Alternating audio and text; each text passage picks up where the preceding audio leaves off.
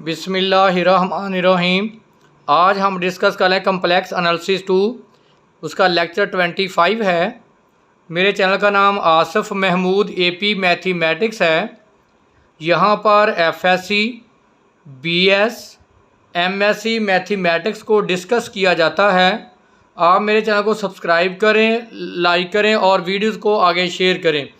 यहाँ जो हम ये डिस्कस करते हैं मैथमेटिक्स को, यहाँ हमारे पास तकरीबन 24 जो हमारे पास डिफरेंट सब्जेक्ट्स की वीडियो अपलोड हैं जो आपको प्ले लिस्ट में मिल सकती हैं। तो आज हम इसका इम्पॉर्टेंट टॉपिक डिस्कस करेंगे, कन्फॉर्मल मैपिंग। देखिए हमारे पास फंक्शन गिवन होगा, if f of z is analytical function in domain D। अब एनालिटिकल फंक्शन का मतलब होता है कि जो डोमेन के हर पॉइंट पे क्या हो, डिफरेंशिएबल हो। If f dash of z not equal to 0 then w यानी जो फंक्शन आपके पास f ऑफ z है इज़ कन्फॉर्मल मैपिंग। अगर आपके पास देखें पहली जो कंडीशन है कि वो गिवन है आपके पास हो कि जो फंक्शन f ऑफ z है वो एनालिटिकल हो। एनालिटिकल का मतलब होता है कि जो डोमेन के हर पॉइंट पे क्या हो, डिफरेंशिएबल हो। और सेकंड है कि अगर आपके पास function f dash of z not equal to 0 होगा तो हम कहेंगे कि जो आपके पास f ऑफ z है उसकी जो मैपिंग है वो कन्फॉर्मल है। तो देखें हमारे पास इसकी जो एक्सरसाइज है 7.1 है, उसके हम चंद क्वेश्चन डिस्कस करते हैं। जैसे पहला क्वेश्चन हमारे पास है कि f of z is equal to z³ minus 3z plus 1।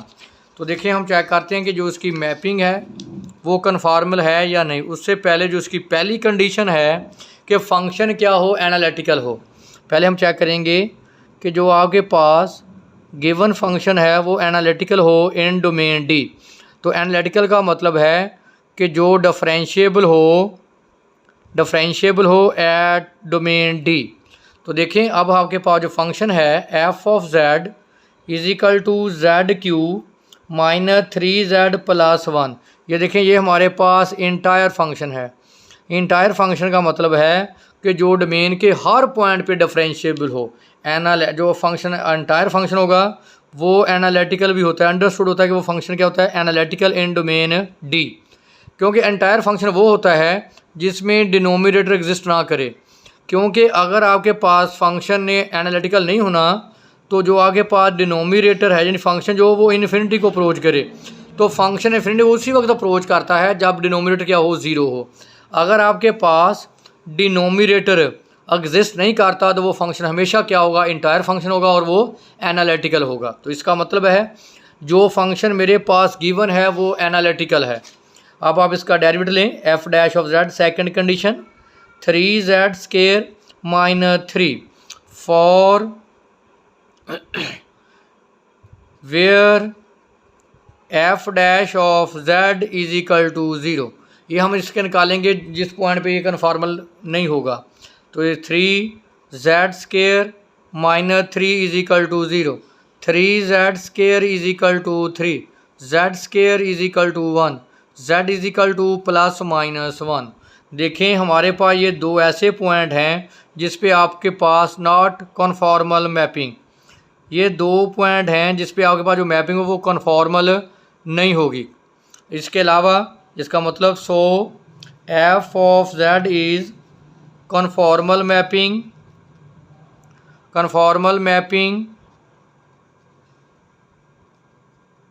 Accept these point जो मैंने अभी निकाले, z is equal to plus minus 1। देखें ये जो फंक्शन है इसकी जो मैपिंग होगी वो कन्फॉर्मल मैपिंग होगी हर पॉइंट पे इन दो पॉइंट के अलावा। इसका मतलब है कि इन दो पॉइंट पे वो नॉट कन्फॉर्मल होगा और बाकी सब पे वो कन्फॉर्मल मैपिंग एग्जिस्ट करेगी। इसकी एक और एग्जांपल डिस्कस करते हैं। नेक्स्ट एग्जांपल हमारे पास है कि f of z is equal to z² plus 2z minus 3। तो देखें अब इसको इस एग्जांपल को सॉल्व करते हैं। अब आप देखें इस क्वेश्चन में भी हमारे पास डिनोमिनेटर एग्जिस्ट नहीं कर रहा, तो इसका मतलब ये फंक्शन भी क्या है, इंटायर फंक्शन है। तो मैंने बोला जो फंक्शन इंटायर फंक्शन होता है वो अंडरस्टूड है, वो एनालिटिकल भी होता है। एनालिटिकल का मतलब है कि जो फंक्शन डोमेन के हर पॉइंट पे क्या हो, डिफरेंशिएबल हो। इसका मतलब हमारे पास जो पहली कंडीशन थी वो फुलफिल करती है कि फंक्शन क्या है, एनालिटिकल। अब second F dash of Z, ये आ जाएगा हमारे पास 2z, z का डेरिवेटिव 1 2 एटा कांस्टेंट का 0, where for point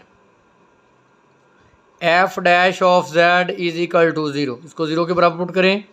2z plus 2 eta is equal to 0, 2z is equal to minus 2 eta, z is equal to minus eta. देखें ये जो हमारे पास जो फर्स्ट डेरिवेटिव है एफ डैश ऑफ z जो है ये सिर्फ हमारे पास किस पॉइंट पे 0 होगा, माइनस एटा पे, इस पे ये 0 होगा। तो हमने क्या कंडीशन पढ़ी थी कि जो एफ डैश ऑफ z है वो क्या हो, नॉट इक्वल टू 0 हो। इसका मतलब इस पॉइंट जो एक ही पॉइंट है जिस पे आपके पास जो मैपिंग है वो कन्फॉर्मल नहीं होगी, नॉट कन्फॉर्मल मैपिंग। इसके अलावा बाकी डोमेन के हर पॉइंट पे क्या होगी, मैपिंग कन्फॉर्मल होगी। So F of z is conformal mapping accept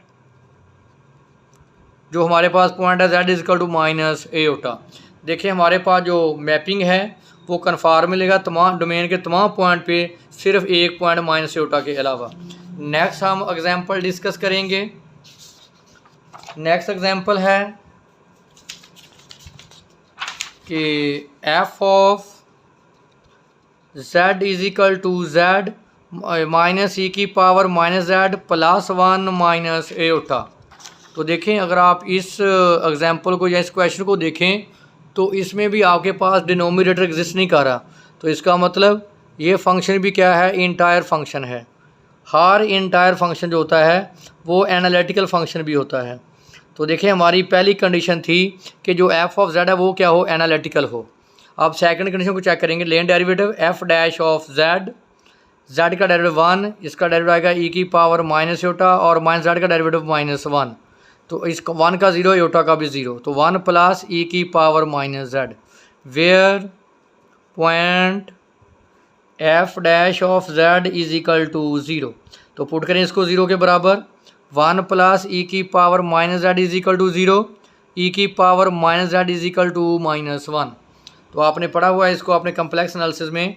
तो z की वैल्यू होती है x प्लस एटा y, और जब आप इसको पोलर फॉर्म में चेंज करेंगे तो आपने पढ़ा हुआ है कि cause pi plus iota sine pi. देखें कॉज पाई क्या होता है -1 और साइन पाई क्या होता है 0। तो देखें किसके बराबर आ गया, -1। इसी तरह अगर आप लिखते हैं cos 3 pi plus iota sign 3 पाई, तो cos 3 पाई की वैल्यू -1, साइन 3 पाई की वैल्यू 0, तो ये क्या आ जाएगा -1। तो इसको अगर मैं इसको सिमिलरली करके लिखूँ, देखें ये क्या है, ऑड मल्टीपल है। तो मैं लिखूँ cos of 2n plus 1 into pi plus iota sign of 2n plus 1। तो देखें ये भी किसके बराबर होगा, -1 के। तो मैं इसको चेंज कर सकता हूँ, ई की power x plus iota y, इसको आप लिख सकते हो। इसको देखिए अगर आप देखें जो एलर आइडेंटिटी होती है ई की पावर एटा x, वो होता है cos of x plus iota sign of x। तो cos of 2n plus 1 into pi plus iota sign of 2n plus 1। तो इसको मैं लिख सकता हूँ ई की power 2n plus 1 pi into eta. तो देखें यह आ जाएगा ई की पावर 2n प्लस 1 इंटू, देखें अगर आप एक और बात नोट कर लें, अगर मैं यहाँ 2n प्लस 1 के साथ नेगेटिव भी लगा दूँ, इसके साथ नेगेटिव भी आ जाए, तो देखें क्योंकि आपको पता है कि कॉस माइनस पाई की वैल्यू भी -1 होती है, अगर इसमें साथ मैं क्या लगा दूँ, नेगेटिव। तो आप दूसरी बात ये नोट कर लें, x प्लस एटा वाई को बेशक आप z रहने दें, ये इससे कैंसिल। तो देखें बेस के इक्वल और एक्सपोनेंट के बराबर। तो z is equal to 2n plus 1 pi into eta. तो आप देख लें इसका मतलब है z की वैल्यू हमारे पास आ गई 2n प्लस 1 इंटू पाई। देखें इस पॉइंट पे जो f ऑफ z है इज़ नॉट कन्फॉर्मल। इसके अलावा बाकी सब पॉइंट पे ये क्या होगा, कन्फॉर्मल मैपिंग होगी। इसका मतलब कि f of z is conformal mapping except z is equal to 2n+1 into pi. तो अब एक और एग्जांपल करते हैं।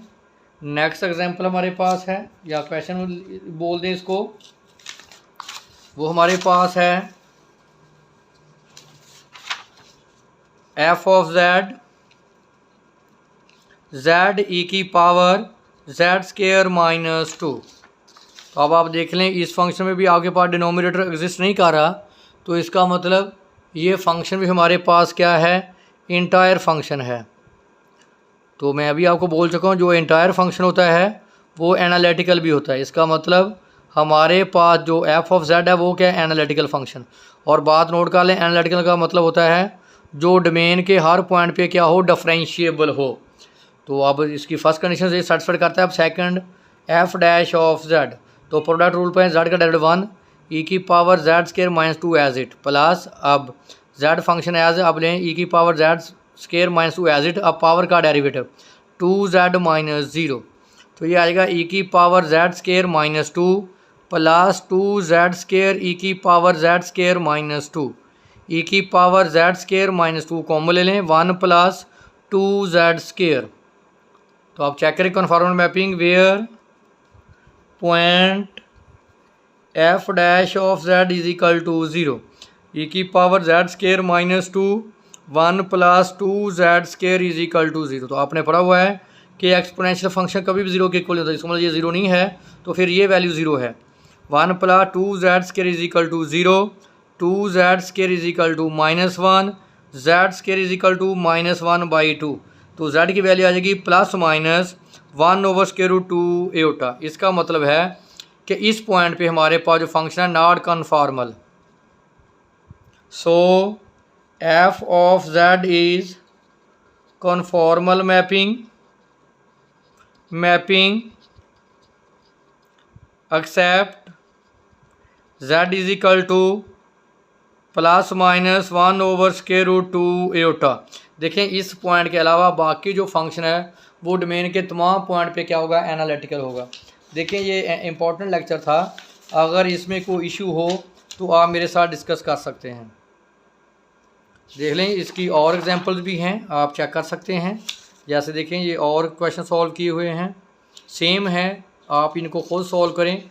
अगर इनमें कोई इशू आए तो आप मेरे साथ डिस्कस कर सकते हैं।